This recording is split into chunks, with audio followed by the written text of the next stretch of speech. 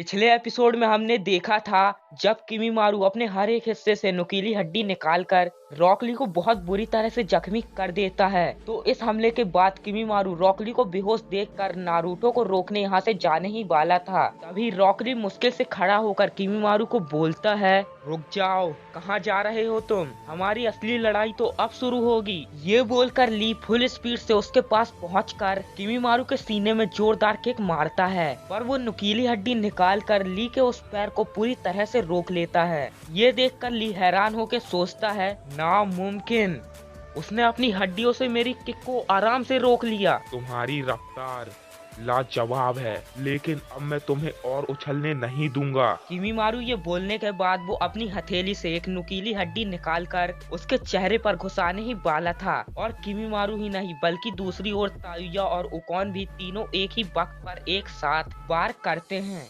रॉकली, Shikamaru और कीवा अपनी मौत को सामने देखते हैं, पर यहाँ किमीमारू की हड्डी ली के चेहरे में घुसने से पहले सैंड उसके बार को एकदम से रोक लेती है और रॉकली को किमीमारू से सुरक्षित दूर ले आती है। तो ये काम करने वाला और कोई नहीं बल्कि गारा होता है, जो कि पहले विलन था। उसके बाद दूसरी ओर हम देखते हैं उकोन जब कीवा को मारने ही जा रहा था, तब एक पपेट बीच में आकर उसके हमले को रोक लेता है। ठीक वैसे ही वहाँ एक ताकतवर हवा के झोंके से तायुया उड़ जाती है। तो सिर्फ गारा ही नहीं, टिमारी और कांकुरो भी समय में आकर कीवा और शिकामारू की जान बचा लेते हैं, क्योंकि इस बार ये तीन सैंड निंजा दुश्मन नहीं बल्कि दोस्त बनकर इनकी मदद करने यहाँ आए हैं। तो इस तरफ रॉकली गारा को देखकर बोलता है, क्या मैं होश में हूँ या अभी तक नशे में हूँ? तभी किमीमारू अपने दोनों हाथों की उंगलियों से 10 छोटी छोटी हड्डियाँ पूरी रफ्तार से गारा की तरफ फेंकता है। उन्हें अपनी तरफ आते देख गारा तो कुछ नहीं करता, पर उसकी सैंड सामने आकर उस हमले को रोक लेती है।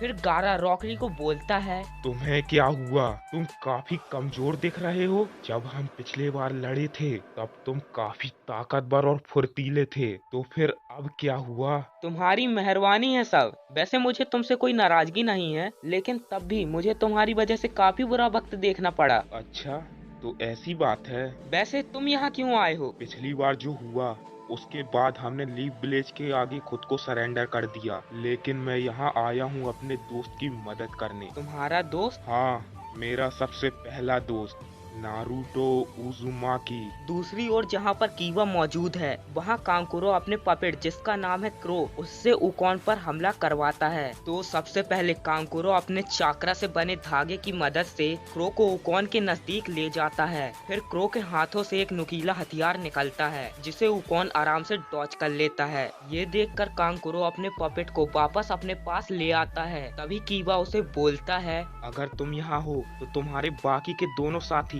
वो कहाँ पर हैं? वो दोनों तुम्हारे दोस्तों की मदद कर रहे होंगे, क्योंकि तुम लोगों के बस का तो कुछ है ही नहीं। सच कहूँ तो तुम तीनों की महक मैंने बहुत पहले ही सूंघ ली थी, लेकिन हाँ, तुम्हारी जानकारी के लिए बता दूं, ये दुश्मन जैसे दिखते हैं वैसे हैं नहीं। तभी कीवा उकोन के भाई साकुन की महक सूंघकर अचानक चिल्ला के बोलता है, अपने पीछे देखो। कांकुरो जब पीछे मुड़कर देखता है, तब साकुन तेजी से आकर वो कांकुरो के सर को जोर से पकड़ लेता है। तभी कीवा को लगता है साकुन शायद कांकुरो की बॉडी के अंदर घुसना चाहता है, जैसा उसने पिछली बार उसी के साथ किया था। इसीलिए वो कांकुरो को बोलता है, ध्यान से, नहीं तो वो तुम्हारी बॉडी के अंदर घुस जाएगा। बताने से कुछ नहीं होगा, अब बहुत देर हो गई है। उसी वक्त साकुन देखता है उसने जिस कांकुरो को पकड़ कर रखा है वो असली है ही नहीं, बल्कि उसका दूसरा पपेट एंट है। ये देखकर साकुन और उकोन दोनों भाई हैरान हो जाते हैं। तभी असली कांकुरो उस कपड़े के अंदर से बाहर निकलता है। उसके जुस्सू का नाम है पपेट सब्स्टिट्यूशन।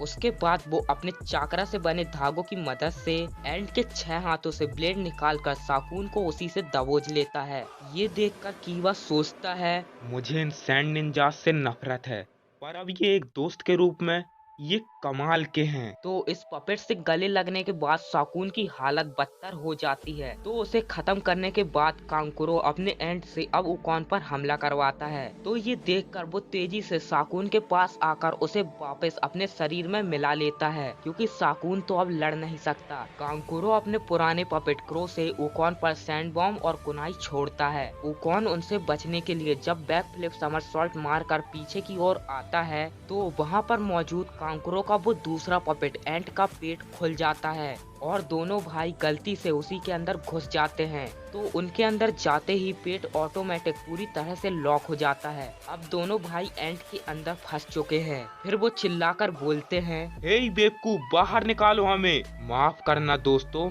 मेरा पपेट शो तो अभी शुरू हुआ है। कांकुरो ये बोलकर अपने पपेट क्रो का सर, सभी हाथ और पैर अलग करके उसके हर एक बॉडी पार्ट में से नुकीले हथियार निकालता है। वैसे अगर आप ठीक से देखोगे, जिस पपेट के अंदर साकुन और ओकोन हैं, वहाँ कुछ कुछ जगह पर छोटे छोटे होल्स हैं। तो कांकुरो उन्हीं नुकीले हथियारों को पूरी तेजी से उन सारे होल्स के अंदर घुसा देता है और ये करते ही साकुन और ओकोन के जोर से चिल्लाने की आवाज सुनाई देती है। और यहीं पर एक दर्दनाक मौत के साथ इन दो भाइयों की कहानी खत्म हो जाती है। कांकुरो के इस पपेट शो को देखकर कीवा चौंक जाता है।